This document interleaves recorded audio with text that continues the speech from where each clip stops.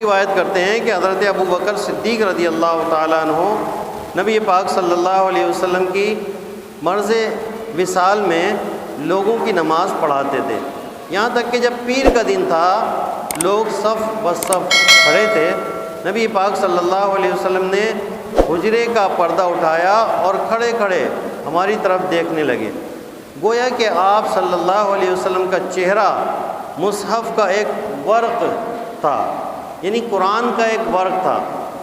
اب اس کو تھوڑا سا آپ غور کریں کہ صحابہ اکرام علیہم الرضوان نماز پڑھ رہے ہیں، صدیق اکبر رضی اللہ تعالیٰ عنہ نماز پڑھا رہے ہیں، اور حضور نبی کریم صلی اللہ علیہ وسلم اپنے حجرے سے اپنا چہرہ انور باہر نکال کر دیکھتے ہیں، تو صحابہ اکرام کیا کہہ رہے ہیں کہ ہم نے دیکھا کہ حضور کا جو چہرہ تھا وہ قرآن کے اوراق کی طرح تھا، مصحف شریف کا کوئی ورق ہے، یعنی نماز کی حالت میں بھی صحابہ اکرام نے حضور کی زیارت کی اور نماز نہیں ٹوٹی، نماز پہ کوئی فرق نہیں آیا۔ تو وہ صحابی کہتے ہیں کہ گویا مصحف شریف کا کوئی ورق ہے، یہاں تک کہ ہم خوش ہوئے اور مسکرائے، اور حضرت ابوبکر صدیق رضی اللہ تعالیٰ عنہ ایڑیوں کے بل پیچھے آئے تاکہ صف تک پہنچے، اور گمان کیا کہ نبی پاک صلی اللہ علیہ وسلم نماز کے لیے تشریف لائیں اور آپ نماز پڑھانے والے ہیں، تو نبی پاک صلی اللہ علیہ وسلم نے اشارہ فرمایا کہ اپنی نماز پوری کرو۔ آپ صلی اللہ علیہ وسلم نے پردے کو نیچے گرا دیا، اور اس دن آپ صلی اللہ تعالیٰ علیہ وسلم کا وصال ہوا۔ تو یہاں پر یہ بخاری شریف کی حدیث ہے، جلد نمبر 1 کتاب الاذان، حدیث نمبر 644، اور یہاں پہ یہ فرمایا کہ پیر کا دن تھا، تو یہ تو حدیث سے کنفرم ہے کہ پیر کے دن نبی پاک صلی اللہ علیہ وسلم کا وصال ہوا ہے۔ اب اس کو ذہن میں رکھیے گا کہ پیر کے دن نبی پاک صلی اللہ علیہ وسلم کا وصال ہوا، اور اس حدیث پاک کو آپ دوبارہ غور کریں گے تو اس میں بہت ساری چیزیں ہیں۔ صدیق اکبر رضی اللہ تعالیٰ عنہ کا عشق رسول دیکھیں، نماز کی حالت میں امامت فرما رہے ہیں اور پتہ چلا حضور آ رہے ہیں تو وہ ایڑیوں کے بل پیچھے آ رہے ہیں، اپنا مصلی چھوڑ کی دعوت دے رہے ہیں، یہ نماز ہے۔ بعض احمقوں نے جو لکھ دیا نا کہ نماز میں اگر حضور کا خیال آ جائے تو نماز فاسد ہو جاتی ہے، اور نعوذ باللہ یہاں تک کہ لکھ دیا کہ اگر جانور کا، گدھے کا یا اپنی زوجہ کے ساتھ مجامعت کا خیال آ جائے تو وہ زیادہ بہتر ہے اس سے کہ حضور کا خیال آئے۔ کیوں کہ حضور کا خیال آئے گا تعظیم سے، تو تعظیم سے حضور کا خیال آئے گا تو یہ شرک ہو جائے گا۔ نماز اللہ کی پڑھ رہے ہیں، حضور کی تعظیم دل میں آئے گی، یہ شرک ہو جائے گا۔ تو یہ صحابہ اکرام کو نہیں پتہ تھا۔ صدیق اکبر رضی اللہ تعالیٰ عنہ سے بڑھ کر کون ہے؟ نبیوں کے بعد سب سے بڑا مرتبہ ان کا ہے۔ انہوں نے کیسی تعظیم کی، دل میں خیال بھی آیا، تعظیم بھی کی، اور قصداً پیچھے بھی ہوئے، تو ان کی تو نماز فاسد نہیں ہوئی، ان کے ایمان پہ تو کوئی فرق نہیں آیا۔ تو ہم صحابہ اکرام علیہم الرضوان کی زندگیوں کو فالو کریں گے، ہم یہ دیکھیں گے صحابہ اکرام نے کس طرح اپنی زندگی گزاری۔ تو یہ بخاری شریف کی حدیث سے پتہ چلا کہ پیر کا دن تھا۔ اب اگلی حدیث دیکھیں، نبی پاک صلی اللہ علیہ وسلم نے اظہار نبوت کے بعد ایک ہی حج فرمایا، اور اس کی وضاحت اس حدیث کی بیان کی جا رہی ہے کہ ایک ہی حج فرمایا، دوسرا کوئی حج نہیں فرمایا۔ حجۃ الوداع جسے کہا جاتا ہے، اس کے 3 ماہ بعد نبی پاک صلی اللہ علیہ وسلم کا وصال ظاہری ہوا، یعنی ذوالحجہ میں حج ہوا، اور پھر محرم سفر کے بعد ربیع الاول میں آپ کا وصال ہوا۔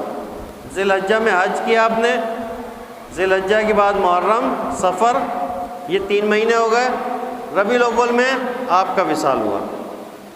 اور جیسا کہ حدیث نمبر 1 سے ہمیں یہ بات پتہ چلی کہ 9 ذی الحجہ یوم عرفہ جمعہ کا دن تھا، اور حدیث نمبر 2 سے ثابت ہوا کہ نبی پاک صلی اللہ علیہ وسلم کا وصال ظاہری پیر کے دن ہوا ہے۔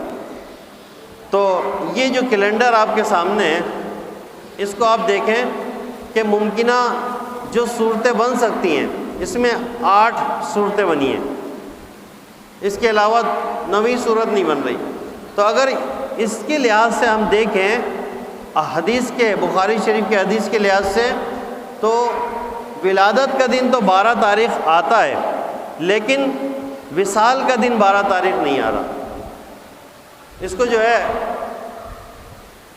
مفتی شفیع نے اپنی کتاب میں نقل کیا، اشرف علی تھانوی نے اپنی کتاب میں نقل کیا، اعلیٰ حضرت نے بھی اپنی کتاب میں فتاوی رضویہ میں نقل کیا۔ بعض احمق جو کہتے ہیں کہ اعلیٰ حضرت نے 8 تاریخ بتائی تھی، تو اعلیٰ حضرت نے 8 تاریخ نہیں بتائی تھی، اعلیٰ حضرت نے اقوال بتائے۔ جب بھی کوئی لکھتا ہے تو وہ سارے قول لکھنے کے بعد پھر اپنی رائے دیتا ہے۔ اعلیٰ حضرت نے فرمایا کہ 8 تاریخ بھی ہے، 9 تاریخ بھی ہے، 13 تاریخ بھی ہے، 12 تاریخ بھی ہے، لیکن جو راجح قول ہے، جو اکثر محدثین، فقہا اور بزرگان دین کا قول ہے، وہ یہی ہے کہ آپ کا جو ولادت کی تاریخ ہے وہ 12 ربیع الاول ہے، لیکن وصال کی تاریخ 12 تاریخ نہیں ہے۔ اب دیکھیں، چاند یا تو 29 کا ہوتا ہے یا 30 کا ہوتا ہے، اس کے علاوہ تو کوئی ہوتا نہیں ہے، 28 کا تو ہوتا نہیں ہے۔ اگر ذوالحج، محرم، صفر تینوں مہینوں کو ہم 30 شمار کر لیں تو پھر ہم دیکھیں گے کہ 12 ربیع الاول کس دن آ رہی ہے، پھر 12 ربیع الاول اتوار کے دن آئے گی۔ ربیع الاول کا جو مہینہ ہے آپ دیکھیں اس کیلنڈر میں پہلا جو نقشہ بنا ہوا ہے ذوالحج، محرم، صفر، آخر میں ربیع الاول ہے۔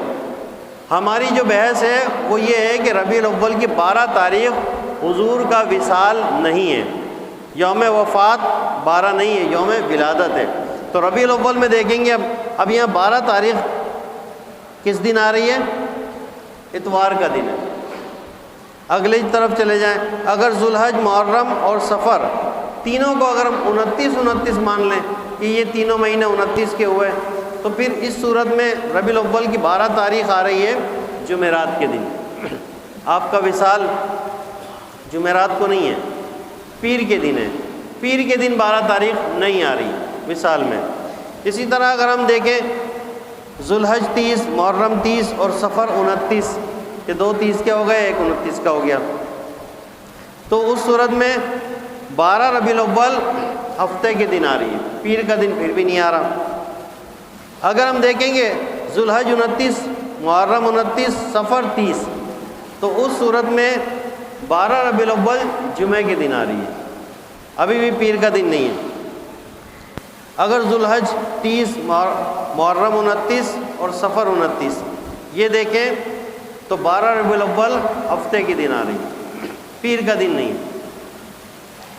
اگر ذوالحج 29، محرم 30 اور صفر 29 تو پھر 12 ربیع الاول جمعے کے دن آ رہی ہے۔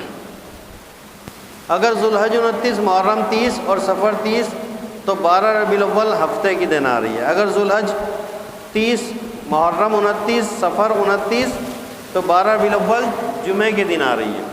تو اب یہ ساری ممکنہ صورتیں ہیں کہ چاند جو ہے اگر کسی مہینے میں 30 کا ہوا، کسی میں 29 کا ہوا، سب سے حساب لگانے کے بعد آپ دیکھیں گے تو ربیع الاول کی 12 تاریخ پیر کے دن نہیں آ رہی، اور پیر کے دن آپ کا وصال ہے۔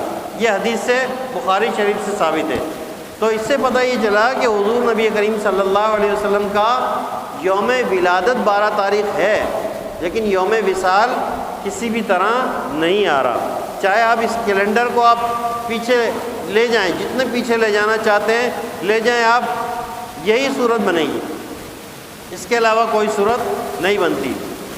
اب شرعی طور پہ غم کب منایا جاتا ہے اس کو بھی دیکھ لیں کہ شریعت میں غم منانے کے کیا اصول بتائیں۔ شریعت میں یہ فرمایا، بخاری شریف کی حدیث ہے کہ کوئی عورت اس کے لیے جائز نہیں کہ وہ کسی کے انتقال پر 3 دن سے زیادہ سوگ منائے، سوائے اس کے جس کا شوہر انتقال کر جائے تو وہ 4 مہینے 10 دن کا سوگ منائے۔ تو یہاں پر بخاری شریف میں عورت سے مراد لی گئی، اور اس لیے لی گئی کہ اس کے شوہر کا انتقال ہوتا، مرد اس لیے نہیں لیا گیا کہ مرد کے لیے یہ کوئی قانون نہیں ہے۔ تو اب عورت کی اس شک کو ہٹا دیں کہ اس کے شوہر جس کا شوہر انتقال کرتا ہے 4 مہینے 10 دن اس کی ہے۔ اب سب کے لیے عام طور پہ یہ ہے کہ 3 دن سے زیادہ سوگ جائز نہیں ہے شریعت میں۔ نبی پاک صلی اللہ علیہ وسلم کی جو وصال ظاہری ہوا تو صحابہ اکرام نے بھی 3 دن سے زیادہ سوگ نہیں کیا۔ ہاں ولادت جو ہے وہ کبھی بھی منائی جا سکتی ہے، پیدائش کی خوشی وہ کبھی بھی منائی جا سکتی ہے، کہیں اس کی ممانعت نہیں ہے۔ بخاری شریف میں جو ممانعت ہے وہ 3 دن سے زیادہ سوگ منانے کی ہے، خوشی منانے کی ممانعت کہیں بھی نہیں ہے۔ تو جب بھی خوشی منانا چاہیں منا سکتے